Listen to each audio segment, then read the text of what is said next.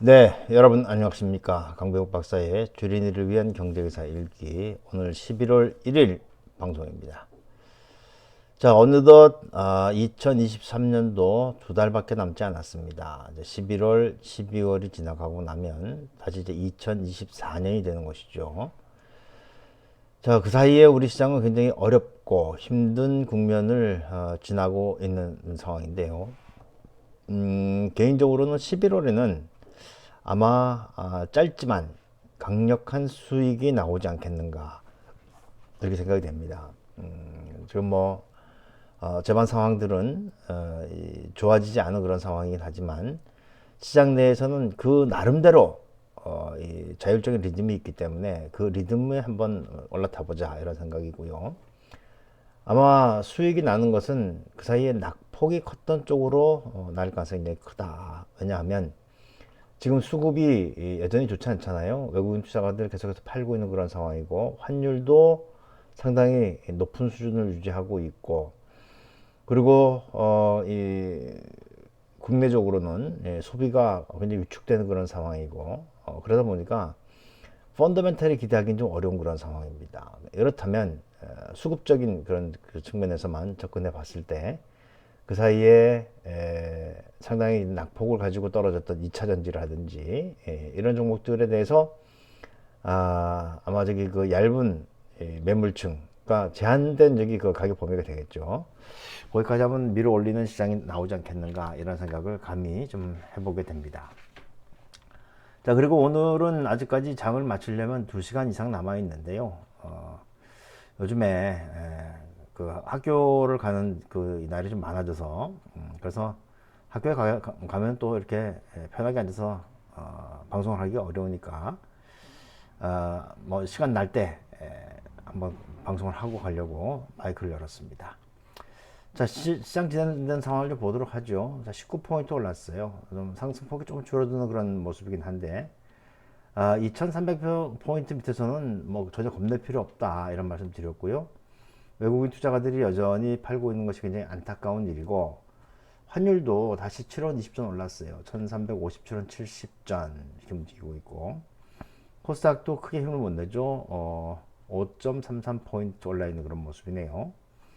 수급을 먼저 보면 외국인이 계속해서 팔고 있는 그 모습들이 나오고 있는 것이죠.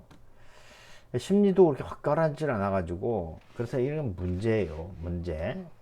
그리고 업종별로 움직이는 것을 좀 보면 오늘은 이제 변화가 있죠. IT 쪽으로 순매수가 찍혔습니다. 삼성전자가 좀 올라가는 것이 바로 그런 이유로 보여지는 그런 상황이고요. 자, 차트를 보면 이제 우리가 알 수 있는 것이죠. 일봉을 가지고서는 알 수 없어요. 주봉은 이제 이격이 생겼다는 거죠. 이격이. 그러면서 월봉을 보면은 자, 다행스럽게 밑에서부터 출발하는 거예요. 그러면 여기서부터 여기까지, 여기가 얼마냐면 2460이에요. 한 150포인트 정도 먹을 게 생겼다. 먹을 게 생겼다. 이렇게 볼 수 있을 것 같아요. 150포인트 정도. 이때 뭘 사야 한다고요? 낙폭 과대 쪽으로 가야 한다. 이렇게 생각이 되고요. 시가총액 상위 종목들 움직임을 보면 삼성전자가 2% 올랐으니까 뭐 그렇게 되는 것이고 한화 에어로스페이스, 두산 로보틱스, 하나솔루션, 농심, 한진칼, 아모레퍼스픽, HD 현대일렉트릭 이런 것도 올라갔고요. 밀리는 것은 SKC, 금호석유, 현대글로비스, 펄어비스, 고려아연 이렇죠. 코스피 코스닥을 좀 나눠놓고 보면은 반도체가 오늘 좋았어요. 하지만 LG 에너지 솔루션이라든지 이런 저기 그 2차전 쪽은 좀 부진한 그런 모습들을 보여주고 있는 것이죠. 코스닥에서도 보면은 에코프로나 에코프로비엠이 뭐 아주 낙폭이 크지는 않지만 좀 부진한 그런 상황이고요. 예, 그렇습니다. 테마주 쪽에서는 뭐 주류 라면, 지금 이제 소주값 올라간다는 거 아닙니까? 소주값 올라가면 맥주값도 올라가겠죠. 이제는 뭐 식당에서 우리가 아, 그 생계형 폭탄이죠. 우리 옛날에는 양주에 저기 그 폭탄을 말아 먹었었는데 이게 IMF 지나고 난 다음에 돈이 없으니까 이게 이제 그 소폭으로 이제 돌았단 말이에요. 그러다 보면 뭐 다 따라 올라가는 거죠. 그러니까 주류 라면 이런 것들이 올라갔고 그렇습니다. 이게 이제 서민들의 이 등골을 빼먹는 그런 것들이 되는 것이죠.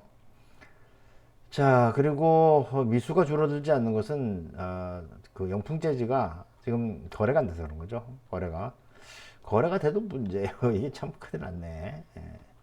아마 자살하는 사람들이 좀 나오지 않겠는가 이런 생각을 하게 됩니다. 원유 가격은 떨어졌어요. 예, 이거는 이제 중동 쪽에 어떤 저기 그 뉴스 여기에 따라서 달라질 수가 있기 때문에 지금 뭐 휴전하자는 것도 있고 이스라엘 쪽에서는 뭐 더 밀어붙이자는 얘기도 있고 그런 상황이죠. 달러에 대해서 여전히 강하고요. 환율을 계속 올라붙였고 그렇습니다. 이번 주는 다음 주 목요일 그 11월 9일이 옵션 만기가 되겠네요. 옵션 만기 그때 가서 좀 보도록 하겠습니다. 자, 그러면 뭐 뉴스들 몇 개 좀 볼 텐데 일단 그 이제 내일 새벽에 FOMC가 나오죠. 시장에 또 하나의 이벤트는 바로 미국 국채 발행 계획이다 이렇게 나오고 있습니다. 한번 보죠. FOMC 결과가 발표되는 1일에 미국 재무부는 올 4분기 만기별 국채 발행 경매 규모를 담은 분기 차환 리펀딩 계획을 발표한다 이렇게 나왔어요. 아마 금리는 동결될 것으로 보여집니다. 뭐 거의 100% 확실하게 그렇게 그 생각이 되고요. 그 다음에 이제 이 국채 발행 규모가 나오게 되면 이것이 과연 이제 누가 살 수 있겠는가 하는 게 문제예요. 그걸 좀 확인해 보면 요게 지금 먼저 그 페드워치죠. 페드워치 지금 얼마 안 남았잖아요. 13시간 25분 49초 남았는데 지금 97.7% 동결로 나오고 있는 그런 상황이고요. 그러면 이제 12월 13일 제일 마지막에 있는 이 FOMC에서는 여기도 지금 금리 동결이 69%, 금리 인상이 29%. 요건 시간이 지나면 좀 바뀔 수가 있는 거니까 나오는 저기 그 데이터들을 좀 볼 필요가 있겠다는 생각이 들고요. 그 다음에 여기가 이제 토탈 에셋, 페드의 토탈 에셋이에요. 근데 요 끝에 꼬부라지는 것은 뭐냐면 지금 그 양적 기축을 통해 가지고 페드도 지금 돈을 계속해서 빨아들이고 있는 그런 상황이란 말입니다. 이럴 때 페드가 지금 과연 살 수가 있느냐 채권에 대해서. 그러면 이제 페드가 만약에 살 수 없는 그런 상황이 된다면 그러면 이제 해외 투자자들 내지는 연기금들이 움직여야 되는데 연기금들은 뭐 꾸준히 사고 있을 테니까 해외는 뭐 중국이라든지 일본이라든지 쪽에 사줘야 되는데 걔네들도 만만치 않겠다. 그렇게 되면 이제 미국의 10년물 국채, 그죠? 10년물 국채 같은 것들이 올라갈 수밖에 없는 그런 상황이 벌어지는 것이죠. 밀어 올리는 거니까. 지금 10년물 국채가 4.91호지. 지금 저기 그 낙찰되고 있는 3년물 또 그 단기물들 같은 경우에는 5%가 넘어갔어요. 5%가. 본드 한번 보죠. 본드. 지금 US 3months는 5.512잖아요. 그죠?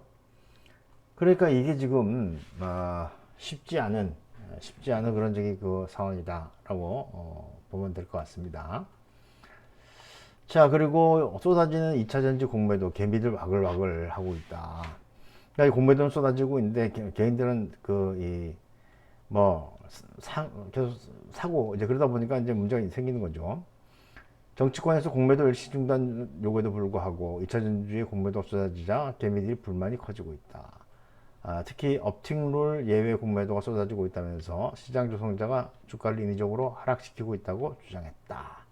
이 공매도는 이렇게 그냥 이야기할 필요 없어요. 이런 이야기 나오는 게 더 오래 노이즈입니다. 그냥 공매도 치러하고 주가가 빨리 떨어져야지. 그래야지 또 반등을 하죠. 그러니까 이게 질질질하게 되면 얘네들이 저기 더 질질 끄는 그런 상황이 올 수가 있기 때문에 그렇습니다. 아마 얘네들이 충분히 돈을 벌었다고 생각하면 이제 쇼커버가 들어오게 되겠죠. 그래서 저는 개인적으로 공매도에 대해서 어차피 기울어진 저기 운동장이고 그렇다면 얘네들이 불법을 했을 때 엄벌에 취하자는 거예요. 불법적인 행위들이 나오지 않게 엄벌에 취해 가지고 예를 들면 뭐 공매도로 인해서 벌어들인 수익의 뭐 10배 과징금, 또 형사처벌 이런 것들이 되면 그러면 이제 저기 저는 개인적으로 해결된다고 봅니다. 근데 그것도 안 되고 그냥 뭐 공매도에서 걸리더라도 그냥 좀 손방망이 처벌 받고 그렇게 되면 누구든 안 하겠습니까? 돈 버는 일인데. 그러니까 이 저기 감독원 이쪽 애들이 사실 누구 편이겠습니까? 공매도 치는 놈들 저기 또 돈 있는 놈들이잖아요. 걔네들 편이지 개미들 편이 아니에요. 한 푼이라도 누가 저기 주머니 찔러줄 때 개미들이 찔러줍니까? 아이 지금 정말 순진하게 왜 이러시는지 모르겠네. 예. 자, 빚더미 중국 황다 못 갚은 만기 노래 부채 52조 원. 이게 이제 문제예요. 이 중국 경제가 망한다 그게 아니에요. 그러니까 중국도 굉장히 큰 나라이기 때문에 이게 저기 이 부동산 개발 업체들이 망한다고 해서 국가 경제가 망하진 않습니다. 다만 이제 중국 저기 우리 안유아 교수 저기 이 이야기를 좀 빌어보면 지금 저기 상해 종합 지수에 속해 있는 저희 업종들 중에 은행 업종이 차지하고 있는 이익의 비중이 40% 정도 된다는 거예요. 그리고 부동산 개발 업체들이 가지고 있는 이익 비중이 한 20% 정도 되고, 그러니까 나머지 40%가 이제 뭐 첨단이라든지 일반 기업들이 가지고 있단 말입니다. 근데 이제 이 부동산 개발 업체들이 이렇게 막 저기 헤매니까, 그렇게 되니까 이제 여기에 물려 있는 은행들이 힘을 못 쓰게 되고, 그러다 보니까 이제 상해 종합 지수가 이제 떨어지는 그런 문제라는 거죠. 그러니까 이제 주식 투자를 한 사람들 입장에서는 굉장히 좀 난감한 그런 상황이 됐어요. 왜냐면 지수의 낙폭이 커지고 이런 문제들이 생겼다는 거죠. 그래서 이 문제들이 이제 어떻게 해결되는지를 봐야 되는 거지. 요즘에 우리 국제금융센터라든지 보면은 컨트리 가든 몇 개원 같은 거 보면은 뭐 계속해서 리포트를 내요. 그래서 뭐 디폴트가 나니 안 나는데 중국 정부는 그냥 뭐 눈 하나 깜짝하지 않습니다. 그러니까 이게 시간이 지나면서 해결이 돼야지 되는 것이 아닌가 이런 생각이 들고요. 그 다음에 소주값, 맥주값 인상 하필 왜 지금 하냐? 기저부가 난처한 이유가 있다. 뭐 하는 건데 딴 거 다 때려치고 이게 아마 저기 이렇게 주류 가격을 올려놓게 되면은 아마도 주세, 세금이 올라가지 않겠는가 이런 생각이 들어요. 지금 부자 감세라든지 아니면 뭐 헛짓거리 하면서 우크라이나에 돈 갖다 주고 뭐 지랄하고 하면서 지금 세수가 빵꾸가 나 있잖아요. 그죠? 이런 걸 가지고 지금 아마 저기 채우려고 하는 게 아닌가. 술을 끊어야 되나 지금 그런 생각을 하게 됩니다. 저는 지난번에 박근혜 때 담배값 올릴 때 담배를 끊었습니다. 내가 완전히 호구가 되는 느낌이 들어가지고. 근데 제가 이제 또 이 알코올 중독이라 가지고 술은 참 끊기가 어려운 그런 상황인데 저는 상대적으로 여러분들보다는 좀 유리해요. 유리한 게 뭐냐면 저는 병역 명문가, 병역 명문가이기 때문에 군 영해마트를 이용할 수 있습니다. 군 영해마트 가면 뭐 여러분들보다는 술을 훨씬 더 싼 가격에 살 수 있기 때문에 저는 버틸 수 있어요. 제가 계속 그러잖아요. 어려움이 와도 나는 버틴다. 하지만 아무것도 모르고 부안해동 하고 있는 그런 저기 이 모질이들 이런 사람들은 아마 이 정부에 다 죽을 것이다 이런 얘기를 하는 이유가 바로 거기 있다라고 보시면 되겠고, 하나만 더 확인해 보도록 하죠. 오늘이 초일이기 때문에 10월 수출입 현황이 나왔어요. 이게 잠정치입니다.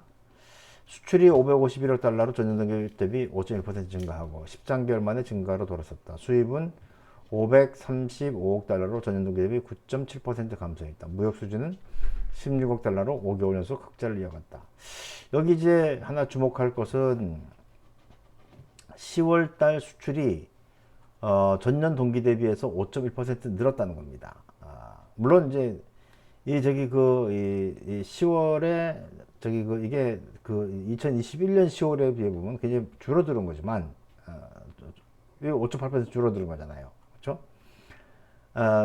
이 기저가 있기 때문에 늘어나는 것을 보이긴 하지만 그래도 데이터는 데이터이기 때문에 아마 이제 이런 것들은 시장이 조금 반응할 가능성을 배제할 수 없다 이렇게 보여지는군요. 뭐 반응한다라고 하는 것은 수출 관련주 쪽이 움직이게 될 테고 그 중에 가장 크게 이 수출의 비중을 차지하고 있는 것이 반도체니까 오늘 삼성전자, SK 하이닉스가 올라가는 것은 이런 의미로 볼 필요가 있겠다라는 생각을 하게 되네요. 자, 어찌됐든 뭐그 11월 초일이라고 해도 시장 자체가 그렇게 다이내믹하게 움직이진 않습니다. 다이내믹하게 아마 다이내믹하게 움직이기 위해서는 이 영풍재지가 이제 극적으로 거래가 돼야 되는 거죠. 이게 지금 이제 오늘도 40만 주 거래가 되고 있는데 하한가 잔량이 이제 2,880만 주예요.